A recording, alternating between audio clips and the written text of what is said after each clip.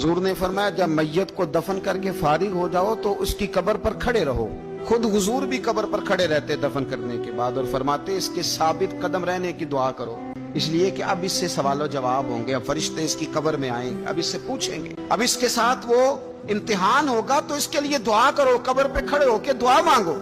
एक हदीस में फरमाया कि इतनी देर दुआ मांगो, इतनी देर दुआ मांगो कि जितनी देर ऊंट ज़िबा करके खाल उतार के गोश्त बना के, ऊंट ज़िबा करना सबसे ज्यादा मुश्किल है, ऊंट ज़िबा करके खाल उतार के गोश्त बना के बांट देते हो, इतनी देर मरने वाले की कब्र पे खड़े रह के दुआ मांगा करो, क्योंकि अब फरिश्ते आएंगे, सवालो जवाब होगा। मुसन्नफ अब्दुल रज़ाक में हदीस है कि एक बंदे को सिर्फ एक कोड़ा मारा गया था कब्र में, तो उसकी सारी कब्र में आग भड़क उठी। तो पूछता है कि ये एक कोड़ा मुझे क्यों मारा गया? तो उन्होंने कहा एक वजह तो ये थी कि तू पाकी पलीदी का ख्याल नहीं करता था, और दूसरी वजह ये थी कि एक दफा एक मजलूम ने तुझसे कहा था मेरी मदद कर, और तू मदद करने पे कादिर था, तेरे अंदर हिम्मत थी, पर तू उसकी मदद के लिए तैयार नहीं हुआ। वो हमारा मशहूर फिक्र है ना कि सानू की लगे पराई लड़ाई पराई आग नू असी घर क्यों ले आइए। तो वो जो हमारा खास मामला है ना कि किसी की मदद नहीं करनी, वो हमें खराब करती है, हमारे हालात बिगड़ जाते हैं। मदद करने पे कादिर होते हैं पर किसी मजलूम की मदद, एक कोड़ा लगा तो पूरी कब्र में आग भड़क उठी।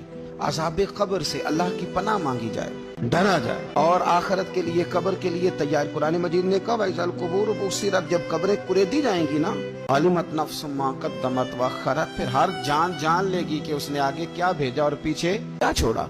मेरे अजीज, अपनी कब्र के लिए अपनी आखिरत के लिए फिक्र करें, तैयारी करें।